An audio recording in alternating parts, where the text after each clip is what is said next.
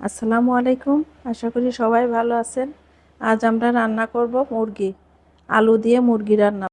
এখন আমি পেঁয়াজ আর এলাচের ফলটা গুঁড়া করে নিলাম, আর চুলায় একটা প্যান দিয়ে এলাচ আর জিরা ভেজে রেখে দিব।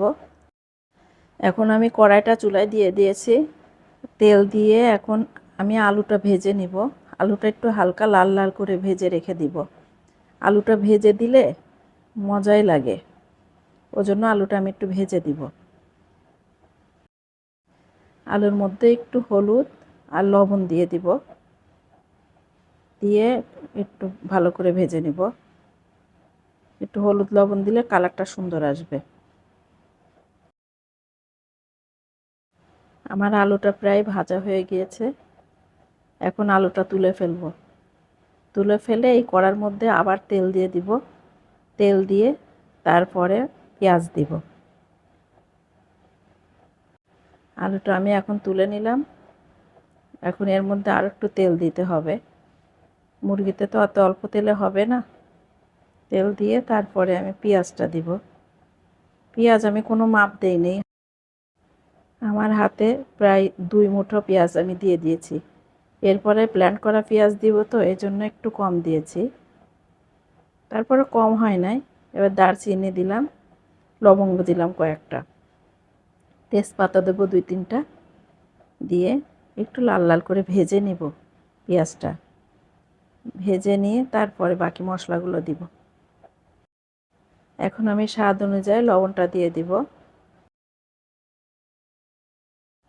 পেঁয়াজটা অনেকখানি ভাজা হয়ে গিয়েছে, বেশি লাল করব না। এখন ব্লেন্ড করে রেখেছি যে পেঁয়াজটা আর এলাচের ফল, এটা ঢেলে দিলাম। এটা কাঁচা গন্ধ না যাওয়া পর্যন্ত একটু ভেজে নিব।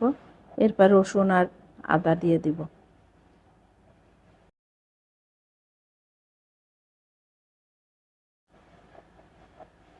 অনেকখানি মাখা কষানো হয়ে গিয়েছে। এবার আমি রসুন দিয়ে দেব। রসুন বাটাটা দিব আমি 2 টেবিল চামচ, আর আদার পেস্ট দিব আমি 1 টেবিল চামচ। আদাটা একটু কম দিলাম, রসুনের পরিমাণ আমি মুরগিতে একটু বেশি দেই, তাহলে গন্ধটা লাগে না। এখন আমি এই কাঁচা মশলাগুলো ভালো করে কষিয়ে নিব। এরপরে শুকনা মশলাগুলো দিব।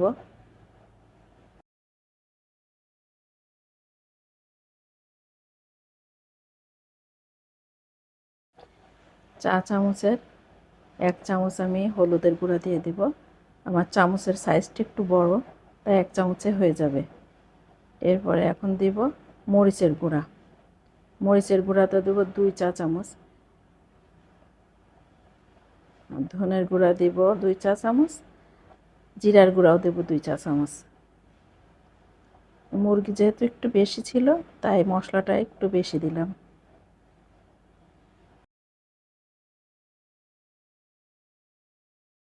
আর মশলাটা কষানো প্রায় হয়ে আসছে।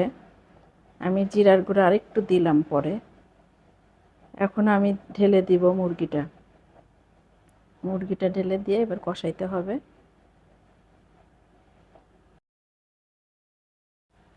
তরকারি আপনি যত ভালো কষাবেন ততই মজা। কষানো কম হলে কিন্তু তরকারির টেস্ট আসে না। আমি তরকারিটা ঢেকে ঢেকে দিয়ে অনেকক্ষণ ধরে কষিয়েছি। আমার কষাতে ভালো সময় লেগেছে। কষাতে কষাতে মুরগিটা অনেকখানি সিদ্ধ হয়ে আসছে।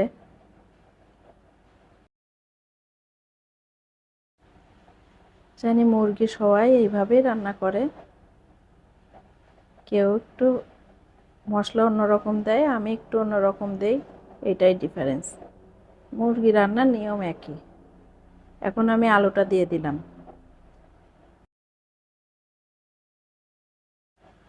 যেহেতু আমার আলুটা ভাজা ভাজাই ছিল, তো এজন্য আলুটা দিয়ে বেশিক্ষণ কষানো লাগবে না। একদম ভাজা ভাজা হয়ে গেলে আমি গরম পানি করে রেখেছি, ওইটা দিব। আর একটু কষিয়ে নিয়ে আমি গরম পানিটা ঢেলে দিব। আর গরম পানি তরকারিতে দিলে বেশি ভালো হয়, বলকটা তাড়াতাড়ি চলে আসে, সময়টাও একটু কম লাগে, আর টেস্টটাও ভালো থাকে। এই যে হয়ে গিয়েছে আমার। এখন পানিটা দিয়ে দিলাম। আমি এই মুরগি রান্নাটাতে একটু ঝোল ঝোল রাখবো।